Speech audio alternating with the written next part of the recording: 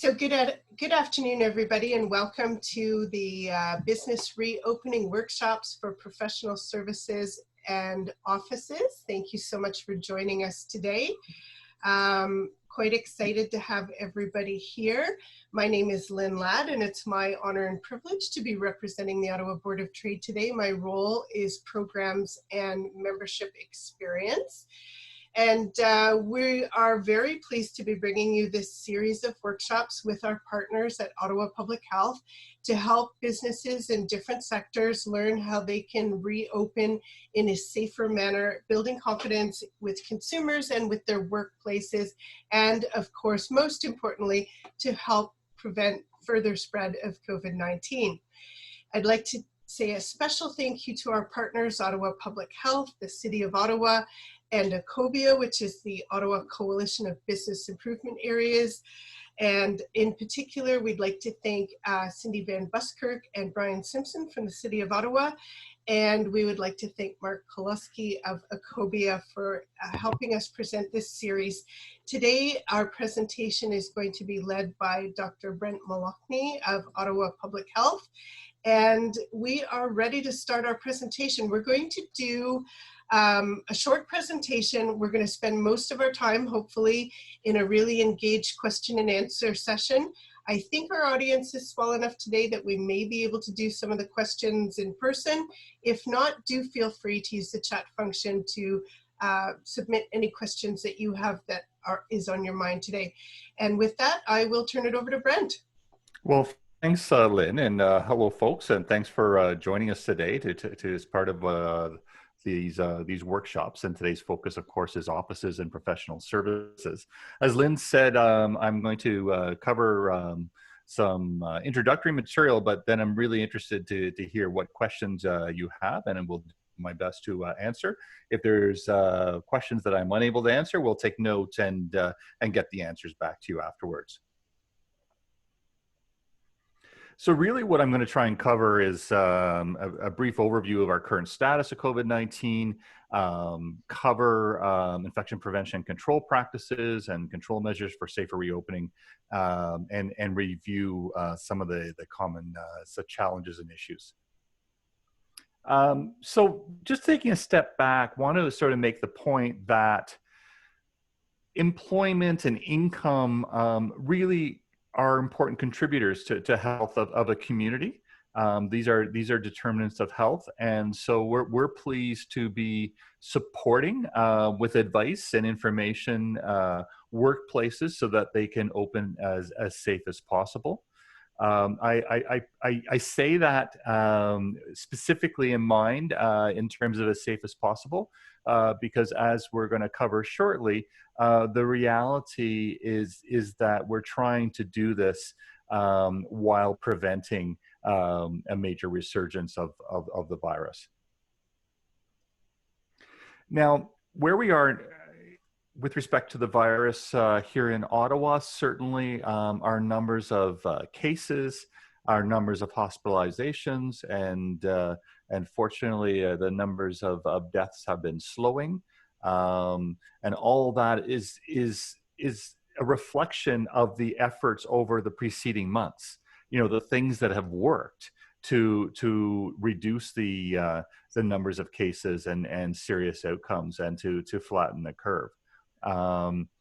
Now, the reality, though, and some, you know, are perhaps quick to jump, say, well, therefore it's all over, we can just go back to normal. And unfortunately, that's not the case. And in fact, by reopening, we're giving an opportunity for more interaction between people and more opportunities for transmission. And the reality is the virus is still there. We still have some cases most days. And so that, plus the fact that most people in Ottawa are susceptible. We would estimate, you know, more than 95% of us are susceptible. So given the opportunity, and considering how stealthy this virus is, give it the opportunity and there will be transmission. So we're trying to open up, being COVID wise and cautious, to allow us to have more of our community and our services and businesses open, while at the same time trying to prevent transmission occurring. Now, in terms of the opening process itself, we often get asked, so what opens next and what will be the, the restrictions or the caveats? And the reality is that this is a provincial emergency. The province has the policy lead overall, and they are making the decisions as to what opens when. And generally speaking, we don't get advanced knowledge of when things are opening. And so it's difficult to anticipate all scenarios. Don't know when stage 3 will be occurring. I suspect many of you are waiting for that. And regardless of when things open, we want to do so in a manner that is as safe as possible. So there are a number of things that a business needs to think through. Certainly need to look at the available guidance. There will be a list at the end of resources. Certainly the province provides predominantly health and safety guidance as an employer to protect employees, but there's additional public health guidance from various public health websites, including our own at Ottawa Public Health, which also includes the City of Ottawa Business Toolkit for reopening that we supported. And as you reopen, you need to think about your operations, your own physical space, and how you're going to protect your employees and customers. And with also thinking about those who are more vulnerable, those who are older, those with existing medical conditions, and how they'll be protected. And of course, communication is extraordinarily important. In terms of general practices, the reality is that while we're susceptible and while the virus is around, we need to be reducing the opportunities for interaction. So many of us have been working from home, and the advice would be if you're able to manage your operations by having some or many of your employees working from home, then do so. Because the more people that are going to be in the office, the more challenges you will have to maintain distancing and prevent interactions and transmission if someone comes to work and is infected. Other approaches, in addition from working from home, is using staggered shifts so that not everyone is coming in at the same time and bunching up. The other approach, if it makes sense, of course, is in terms of interactions with the public, is to do those interactions online or at curbside. Certainly, it's very important that people who are coming to work do not have symptoms, and the symptoms can be mild. So this is a change in workplace culture where, historically, if you've got the sniffles or a sore throat or a bit of a cough or feeling unwell, you come to work.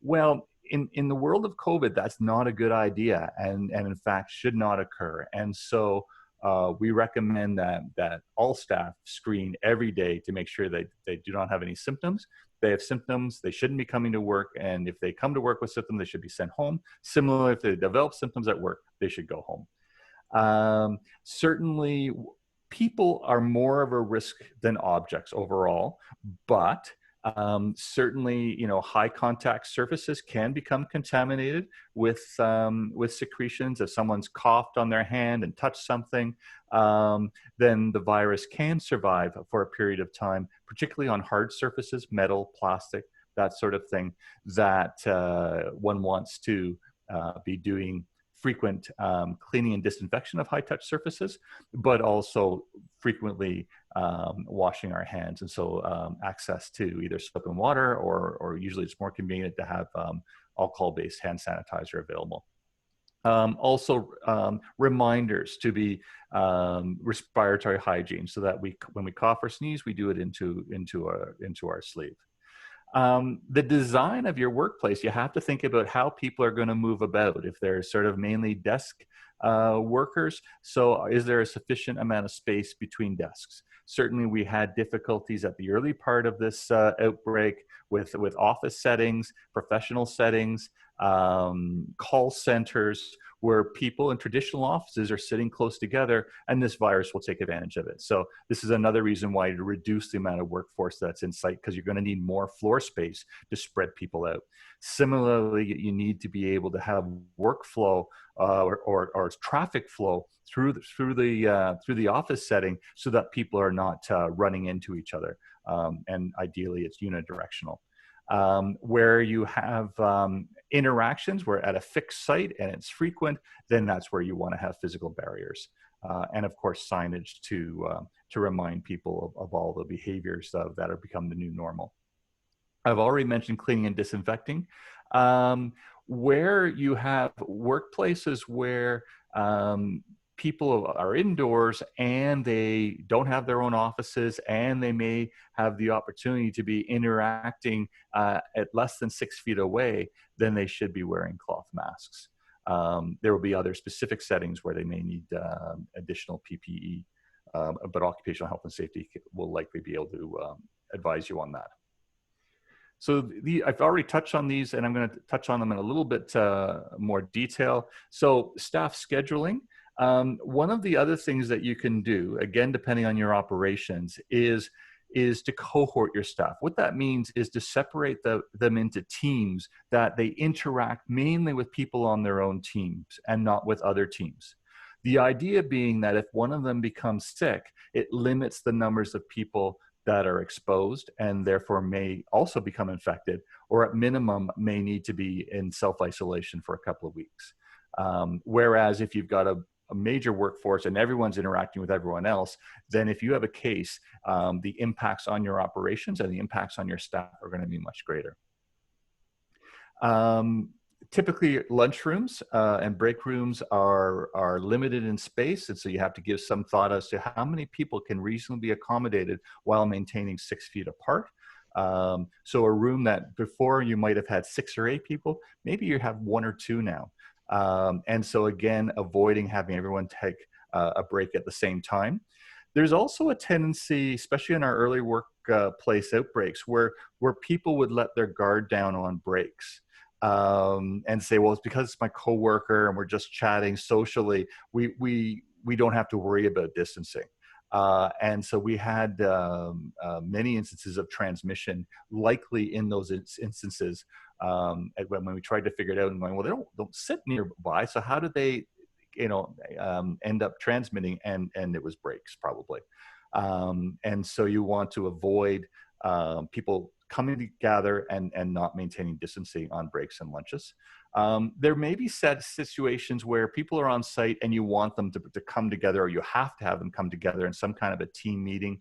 Again, if you can do it outside's better than inside, just in terms of natural ventilation, and it's more difficult to transmit outside than inside. But you have to design that gathering with physical distancing in mind, and I would be avoiding a confined space in doing so. You will need to have more effort for cleaning and disinfection. That's those high contact services, but it might also be common hoteling sites. If you have people coming in and out and using the same site, that work site's going to need to be cleaned before the next person. I've already mentioned the importance of screening of staff before each shift.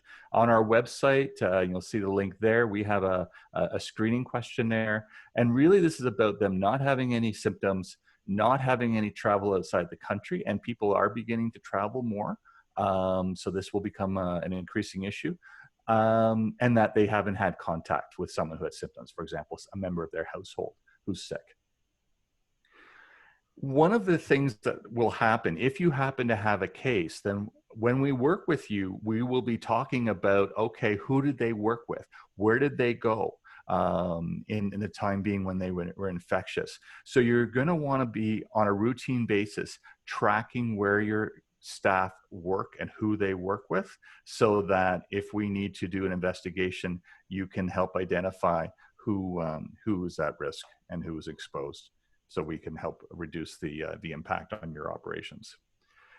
In terms of physical distancing, and really this is the primary tool we have to prevent this illness. And so I've already mentioned some of these things in terms of restricting the number of people on site and where they are assigned to work, rearranging the workplace so that they're at least 6 feet apart, limiting the number of people using rooms, lunchroom, elevators, posting signage, posting or memory cues in the lineup for the elevator, standing 2 feet apart, footprint inside the elevator of how many people can be accommodated. If you have a workplace where you can have meetings outside, do so. Or if you have to do it inside, pick a large room to allow people to space out and have more airspace involved. Sorry about that. It suddenly switched on me.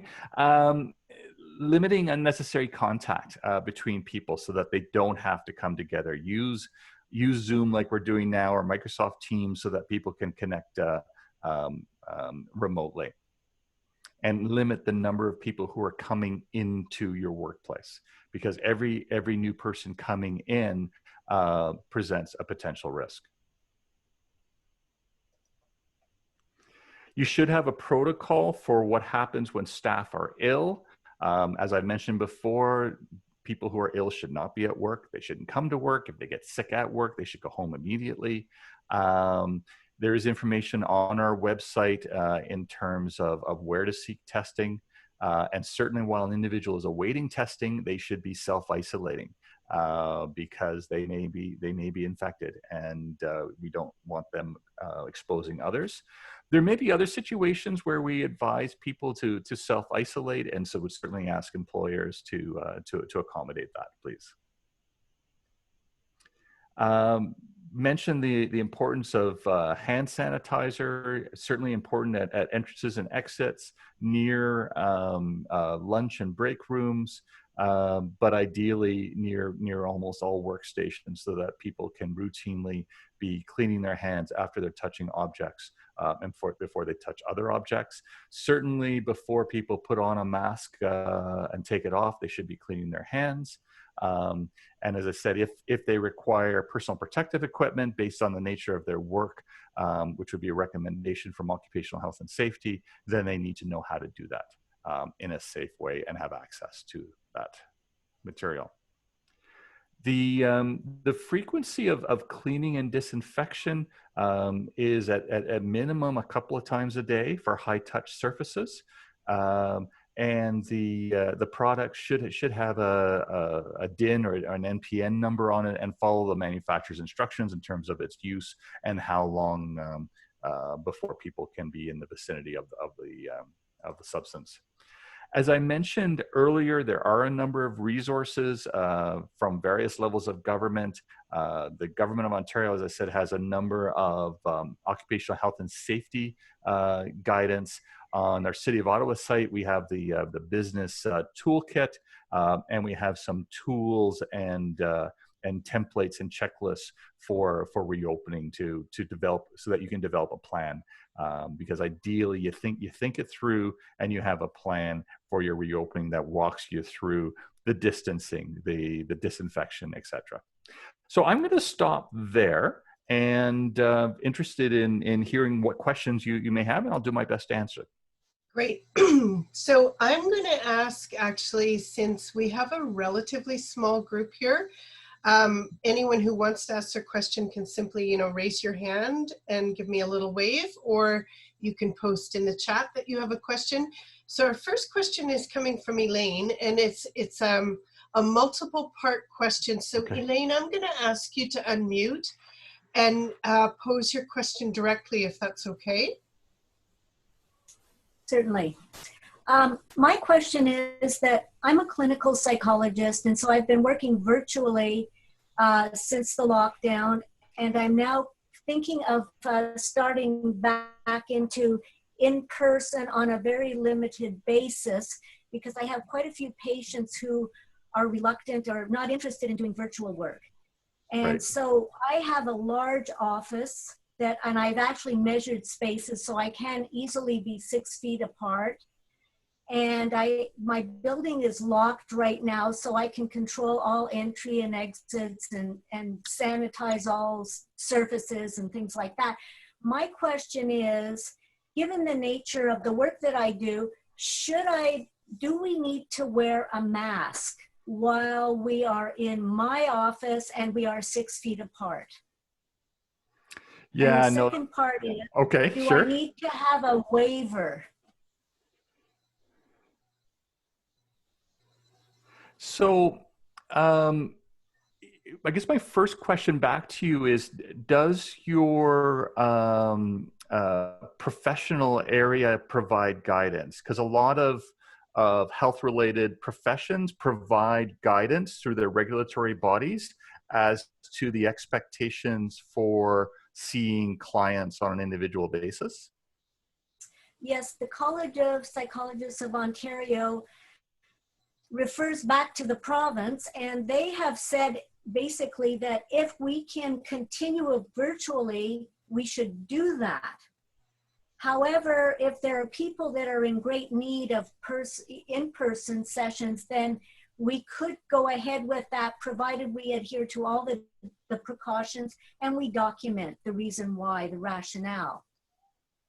So I'm still sort of uneasy about the whole thing, and or not sure. I don't mind going in. I would only see maybe 1 or 2 people in a day and maybe 1 or 2 days in a week. Right. Right. So that sort of fits. Right. So you are sort of screening down in terms of those Yes. who most need that it doesn't Yes. work to be doing this Yes. virtually.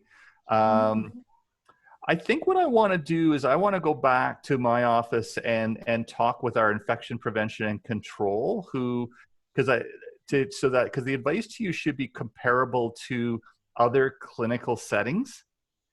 And this is a little different from a typical office situation. This is more of a clinical setting, and I want to see what the most up-to-date recommendations are. So this is one where I'm going to come back to you. And if I give the answer to Lynn, she'll be able to get it out to you. Does that seem reasonable? Thank you so much. Yeah, no problem. Because I mean, I'm in my head, I'm thinking of some of the situations we got ourselves into early on, where people were doing office visits, and I just want to double check before I give you a definitive answer. And I think the issue of the waiver would come from your regulatory body as well. That's not really the type of guidance that Ottawa Public Health can step in and offer to you, because it's going to vary by profession. Okay, thank you. No problem. Thank you, Elaine. Yeah, no, very good question. We'll get back to you. Our next question, and I'm going to paraphrase it slightly. Ayana has asked if there's a recommended list of disinfectants in terms of ingredients that we should be looking for. It's really the ones that are approved have a DIN number. So therefore, it's been approved by Health Canada, and there's instructions as to how to use it safely. The reality is that this is really not a difficult virus to kill when it's not in someone. We don't have a treatment, unfortunately, once it's in and infecting someone. But when it's on a surface, it's relatively easy to inactivate it. It's one of these viruses that has a fatty envelope on it. Like normally you see the pictures with the spikes, but it's actually coated in a fatty envelope that helps it get through the cell wall. And detergents and bleaches that will disrupt that fatty envelope basically inactivate the virus. So it's easy to kill, but the best thing is that use a product that has a DIN number on it, so it's been approved by Health Canada and gives you clear instructions on what to do. Thank you. So the exact question was a brand recommendation, which I'm guessing is not really your area either. Okay. No. That's what I thought. So look for the DIN, the drug information number. Yeah, and there is on our website there will be a link to cleaning surfaces that was put out by Public Health Ontario. So it'll have more details on how and what precautions to take. I still doubt that they will recommend a specific brand, because that wouldn't be what a government agency would do, but it would provide more detail, and that would be available on our website. Great, thank you. Everyone in our session today will see that our next question came from Mike. He was asking about where to buy sanitizer and disinfecting wipes. Mike and I are going to take that conversation offline, but if anyone else is having trouble sourcing them for their business, we are collecting names of organizations that are selling them, so please let me know if you need help with that. Anecdotally, my impression is I'm seeing more of it available in stores than say a month or two ago. Like I'm finding in grocery stores, Canadian Tire, that it's much more readily available than it was. That's good news. Absolutely, and you're right. I even saw it in Walmart the other day, and I was surprised because I haven't seen that on the shelves in for so long. But I think one of the challenges businesses are finding is buying it in bulk. Yes. Yeah. And so I can help direct people with that if they're looking for backup information on that. Yeah, the one thing we do have on our website with respect, it's kind of unique, is around vendors of masks. Nice. Cloth masks, and so we do have information on our website of vendors who provide these, or sell these, I should say. So our next question comes from Phil, and I'm sure this is on the mind of anyone who has a workforce that's taking public transit to work. How safe is public transit? So OC Transpo came out with a plan a few weeks back to basically prepare for when ridership increases. And one of the things about this is that right now the ridership is such, it's increasing, but still it's fairly easy to maintain physical distancing. And so as the ridership increases, it'll be more difficult to maintain distancing on buses and trains. And so OC Transpo has put in place a number of steps to help protect the rider as well as the OC Transpo staff themselves. So as you may know, they instituted a mandatory masking policy some weeks back, which they're one of the first transit authorities in Canada to do so, and we're seeing now others doing this. Most recently, Quebec, I think, announced that all their transit authorities in that province will go mandatory. Toronto is following suit as well. And that'll be an important piece in terms of the way masks work is to keep people's respiratory droplets to themselves so that they're not spread. The other piece that they're doing through their media work is similar to what I've been sort of saying today is telling people not to take transit if they're feeling sick or ill. So that's another important piece.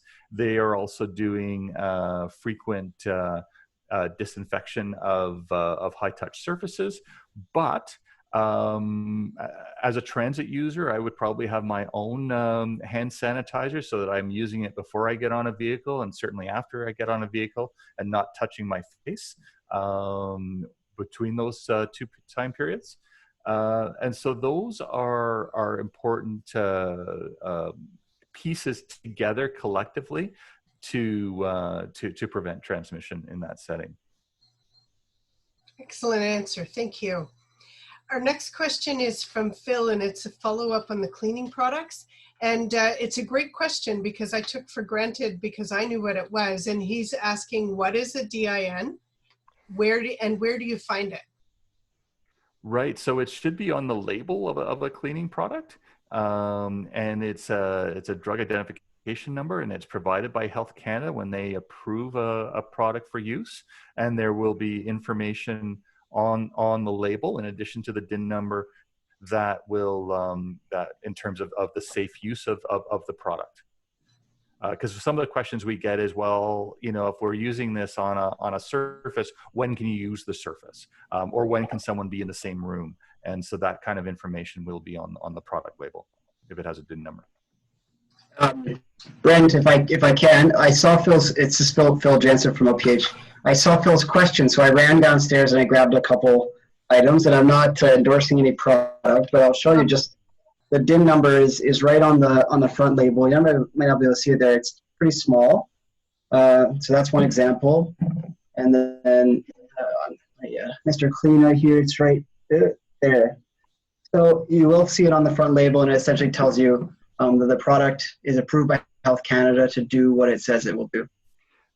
And what Phil just demonstrated is that these are a lot of common household cleaning products that we're very familiar with, who will do the job to take care of this virus on a surface.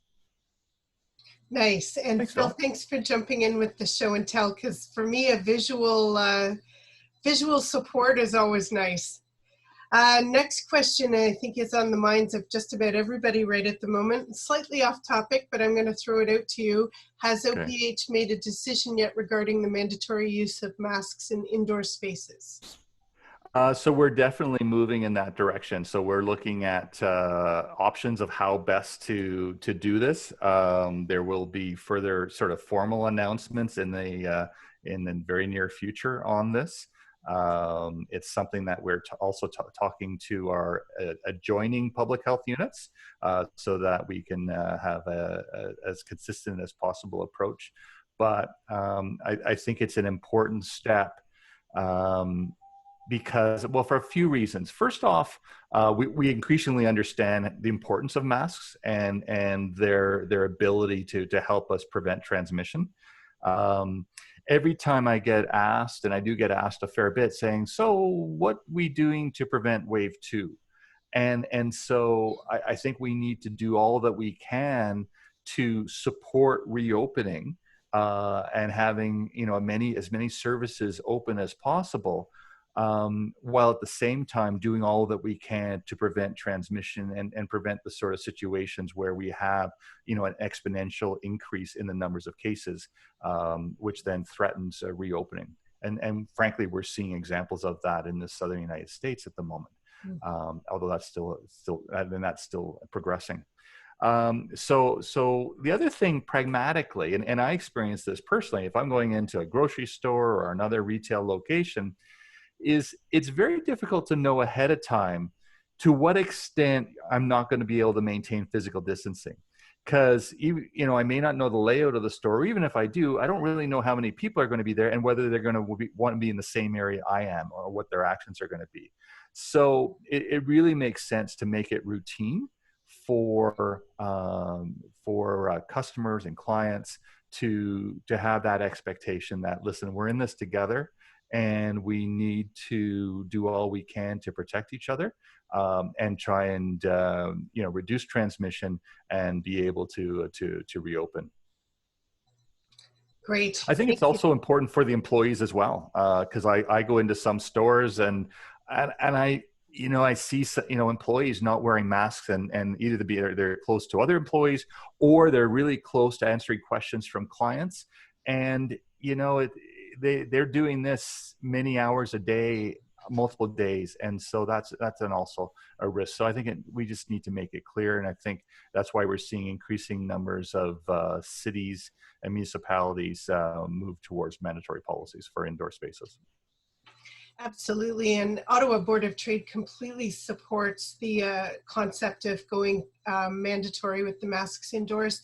And there's, a number of reasons for that. We've already been through a huge economic pain, and we don't want to prolong this, and we don't want to experience it again. So the simple answer is wear a mask inside.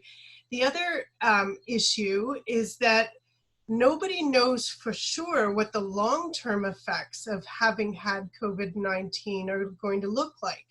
And yes, it for many people, it's just like a bad flu, but I'm starting to see unsubstantiated stories from other countries about long-term effects that are coming out, and we just don't know what that's going to look like. So wear a mask.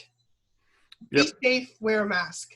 Yeah, and I guess the other thing from a business perspective that a mandatory policy does is it creates a level playing field so that it's a common expectation for all. I agree. What I've heard from the Board of Trade and the Retail Council of Canada is widespread support. So we certainly appreciate that. I would also observe, we were uncertain when OC Transpo made their policy for mandatory masks, and certainly as part of their comprehensive range of interventions, we reviewed and supported their plan. Weren't quite sure how it would go because we were one of the first. And I'm pleased to say that OC Transpo, when I asked them, they said, listen, in the first week, we had 95% of people with masks. So I think people of Ottawa have been very, very responsive to guidance, and I'm anticipating that this will be similar. Great.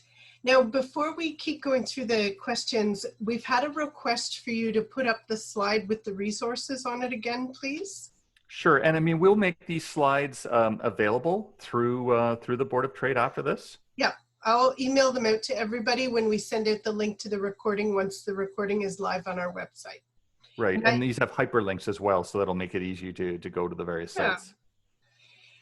So interestingly enough, Brent, I'll just share with you that there's 2 other people that are looking for the same answer that Elaine Clark is looking for with respect to that scenario of the one-on-one. Okay. Yeah, so it's obviously an important topic for a number of people. Yeah, no, and we will we'll come back, and I was intrigued to hear that the guidance wasn't quite as clear from the regulatory or professional body, that I could see why they would want some additional guidance. So we will do our best to pull something together for you for distribution. Well, the guidance might be clear, but how it's been communicated might not be clear. So or some combination thereof. Yeah, yes, yeah. yes. But clearly, people are wanting some additional guidance because I mean, kudos that you want to open safely. So yeah, we will do all we can to give you advice to be able to do so. So we have Judy asking the next question, and she's probably here representing a number of businesses because she's with the Westboro Village BIA. And this is a great question. Who's responsible for the enforcement of masks? The business or the business they're visiting? Yeah, no, interesting question.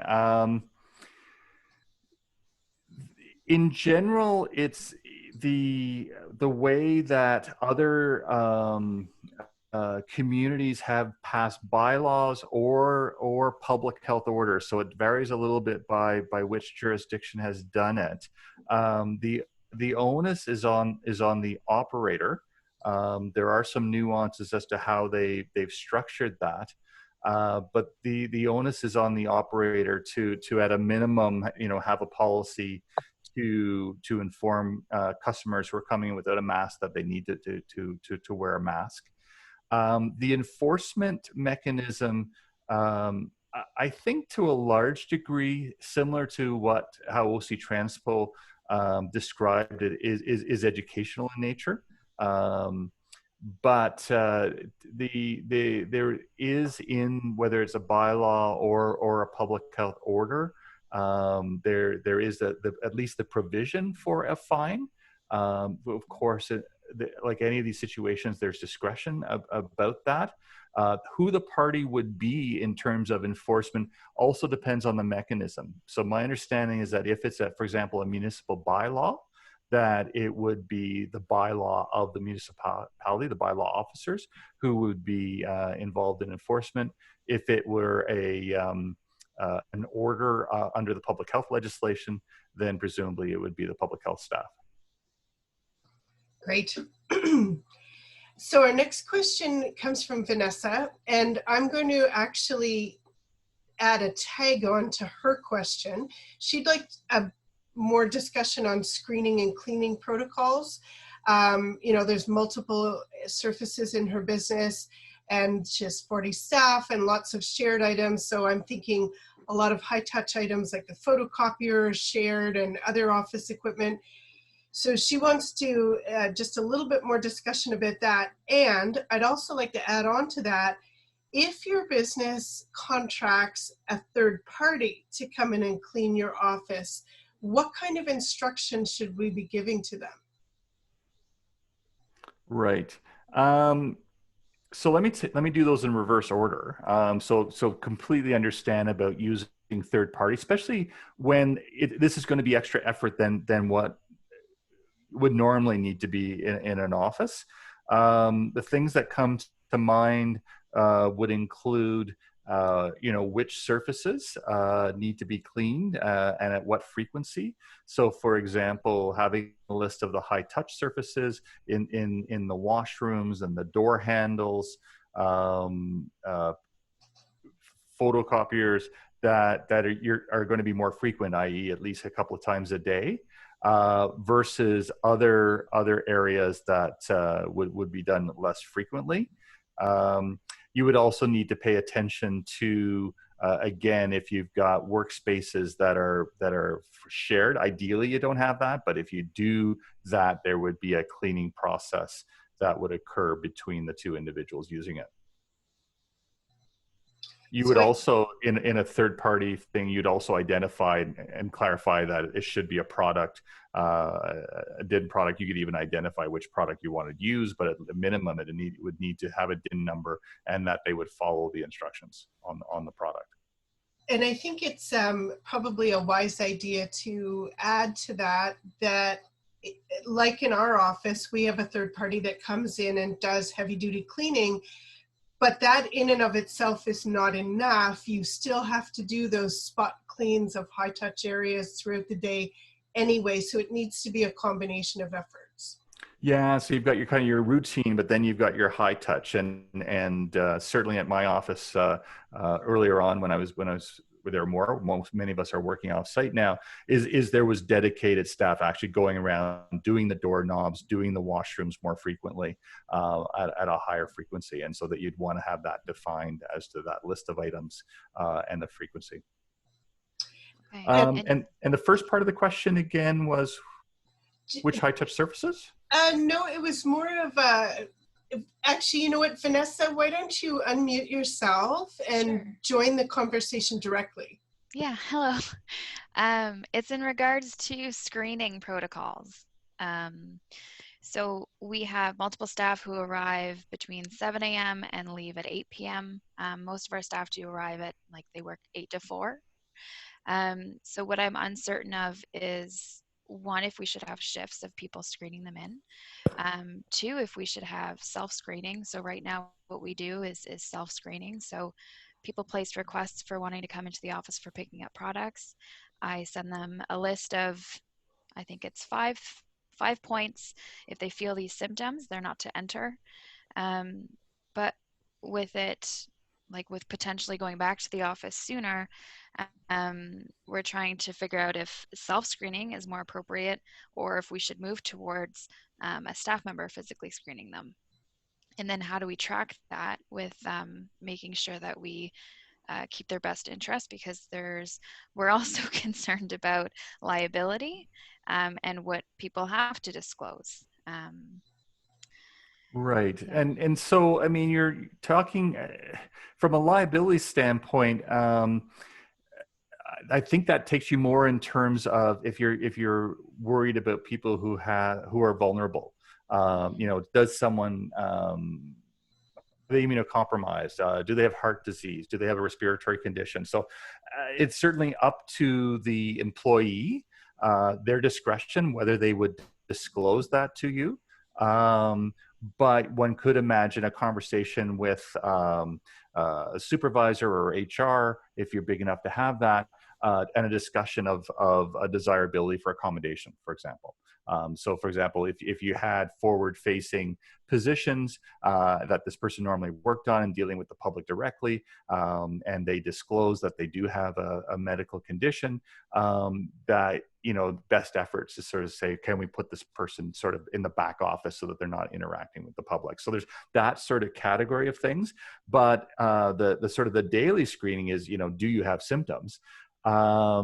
And so people do this in a couple of different ways. You can do it through self-disclosure. It can be done on a paper form. It can be done electronically, done through an app. I know at Ottawa Public Health, we transferred from a paper form to an electronic form. There are advantages, I think, to having a record of it. So whether it's written or electronic, that's where the electronic is a little easier. But you don't have to do it by a staff person.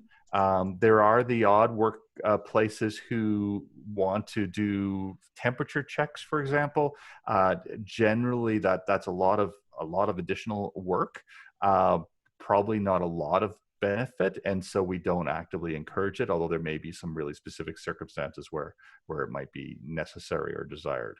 Okay, so still right now the message going forward is it's not required to do screening upon arrival, but it's highly recommended. Well, by screening, they should be being screened for symptoms, either themselves or by directly by the employer. But there should be some process, and there is a link there to a screening questionnaire where the person does state that they don't have any symptoms, and that you're reassured that they don't as they come in. Okay, but it's not mandated yet. It's not required by law. It'd be a really good business practice. Yes, absolutely. I agree. Like this is our strong guidance. So because basically, if you don't do it, you're asking for a problem. Mm-hmm. And I think it should be part of any business's plan that you are having some screening process so that people are not coming to work ill. And some of the problems we've had in various workplaces is people have done that. And as I said earlier, the symptoms of COVID can be relatively mild. And so it's important to screen. And it's important also that there are not disincentives for saying yes. Mm-hmm. So that's another sort of HR policy to think through and saying, well, what happens if we say yes? Because in some places, of course, you may not get paid. Well, then that's going to create an incentive for that person to not tell you they have symptoms and to come to work, and then put your operations in jeopardy as potential for spread to others. And could you provide insight on what it would look like if a staff member arrives to the office, says they have no symptoms, and they start to incur symptoms? What, like as a health and safety representative, I know that I have to call to inform, I think it's the Ministry of Labor, that this had happened.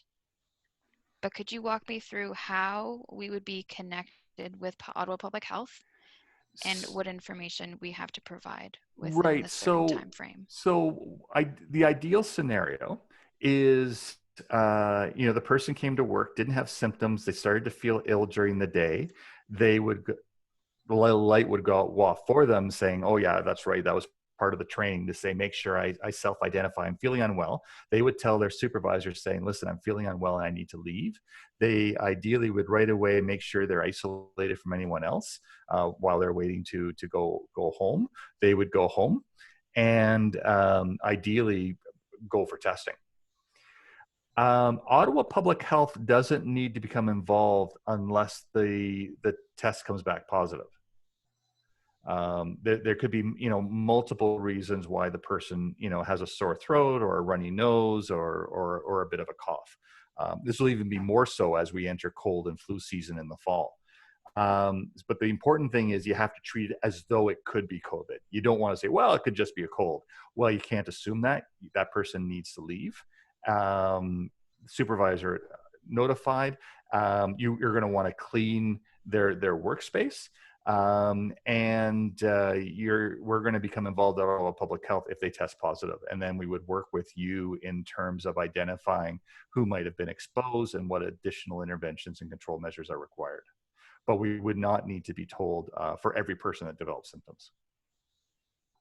Okay, thank you.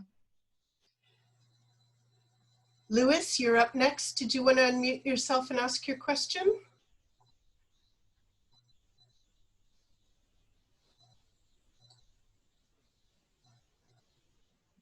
If you unmuted, it's not working yet. I don't think he's on the call anymore. Oh, okay. All right, well, we'll move on just in case Lewis comes back. We'll get back to him. So the next question is, what is the appropriate way to clean electronics so the cleanser doesn't damage the circuitry? Great question. That's beyond my level of expertise. Generally speaking, a lot of times people will go back to the manufacturer and ask the manufacturer what's the appropriate procedure. Phil, if you want to send me an email with the type of products, specifically make and model, and is it a laptop, is it a TV, I will ask our IT services provider and get them to answer for you, okay? And they'll be happy to do that. That's a little outside of public health's umbrella. Yeah, and I also don't want the liability if it's an expensive electronic device that. And I mean, yeah, I think you're in manufacturer territory or someone in that line of business.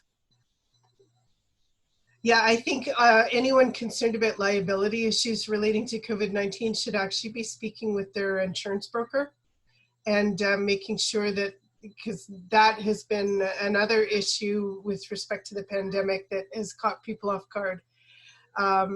It are different types of insurance issues.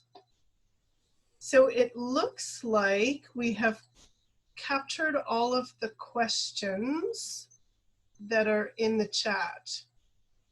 So do we have any outstanding questions or things that have suddenly occurred to everybody? Excuse me.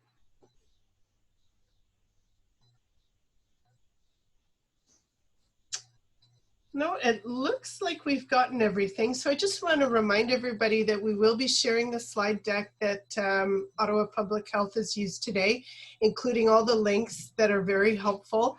If you have time, do explore the Ottawa Public Health website, because there are a number of other links and tools available for you to download. Oh, good, we got another question.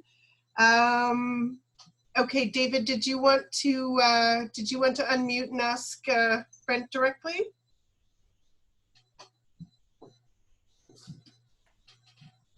Oh, he doesn't have audio to unmute. Okay. About masks that are not related to, oh, what is your opinion on sport participants wearing masks? So I'm guessing that means if you're playing, David, or as spectators at a sporting event.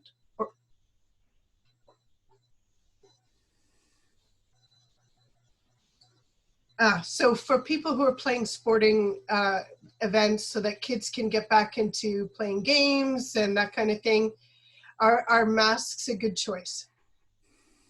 So I think at our current stage of reopening, because just as a reminder, we're still under a provincial emergency order, that team sports are not yet being played.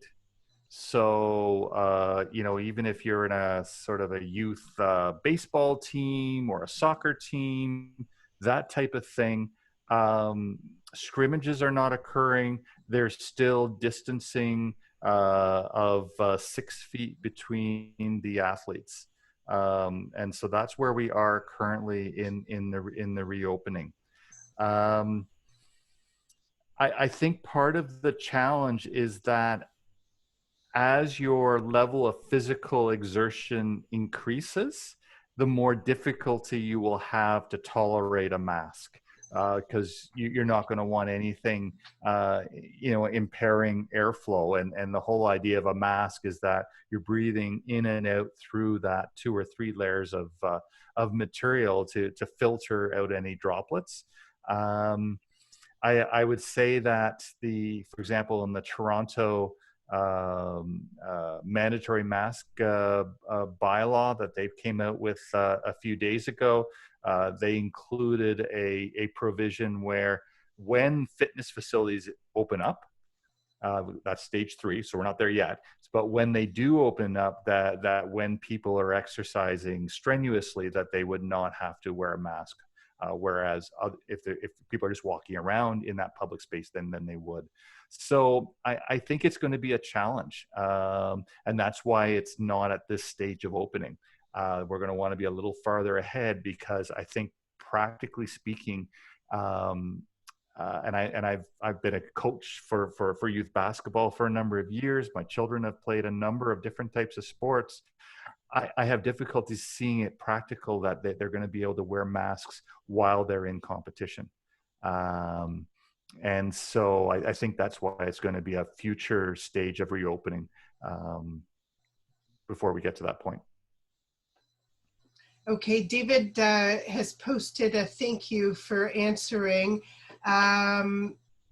He says, perfect analysis for where we are at. Just wanted your opinion, so thank you. So that's nice. Yeah, and I think that kind of clarification, even though it's a little off topic, is so important. I was talking to a friend who is an avid beach volleyball player, and I mean, she's serious about this sport. She travels worldwide to play. And I'm thinking, well, you're playing outside and there's only 2 people on either side of the net at any given time. But she said the chances of actually coming into close physical contact are huge. Oh, we just got another question come in, so let's get to that instead. What are the differences between a cloth mask and a full face visor? Okay, so a cloth mask, and there's information on our website about this. So the current recommendation is for a cloth mask being 2 to 3 layers that fits over your nose, mouth, and chin fairly snugly, and then up your cheeks, and so it doesn't leave, it doesn't gape, and then it ties around your ears, either with elastics or with ties that you would tie yourself. And the idea is that you breathe through it. And so it's called source protection because it's basically protecting other people from the droplets that you would sort of express, certainly as you cough or sneeze, but even as you talk. And so the idea is that your mask protects others and others' masks protect you. So that's why it's important from a collective perspective. So that's the mask. You will see people with face shields. Most commonly, previously, we would see them in healthcare, where they would wear a procedure mask plus the visor or face shield. And what it does for the healthcare provider is it gives them eye protection. Because as you can appreciate, as you wear a mask, your eyes are exposed. And so we believe that the way the virus will be spread is through the droplets, and that needs to get into the other person's mucous membranes, either in their nose, their mouth, or their eyes. And so the idea of the visor is to stop those droplets from getting into the person's eyes. Some people have asked the question around, well, can I just wear a face shield, a plastic clear face shield versus a mask? And the reality is that you can get airflow around that because it's not fitting to the person's face. So it has the advantage that you can see through it. You can see the person's expression easier than if you're wearing a mask. The challenge is that it's not as good in terms of stopping the droplet movement through the airflow. And that's why the public health authorities do not recognize a face shield as being equivalent protection to a mask. Well, I very happily went and got a manicure last weekend, and my technician was wearing both. And I was happy to see that. It instilled a lot of confidence in their systems, knowing that they were being that careful. So I was very happy to see that, and I will continue spending my money there. So we're just coming up at 2 o'clock, and I don't see any outstanding questions in our chat. So we're going to wrap up today's session. I'll remind you that we will send out a copy of the slide deck for you with all the helpful links. And we'll send that out as soon as the recording is live on our website. Please feel free to watch it again or share it with others. And thank you again for attending today. And Brent and the team at Ottawa Public Health, thank you for doing these workshops. This is great. The business community is so grateful for this extra guidance. Have a great afternoon, everybody, and enjoy the nice hot summer weather. Thank you. And Elaine and others will get an answer for you. Yes, thank you. Bye-bye. Bye. Bye.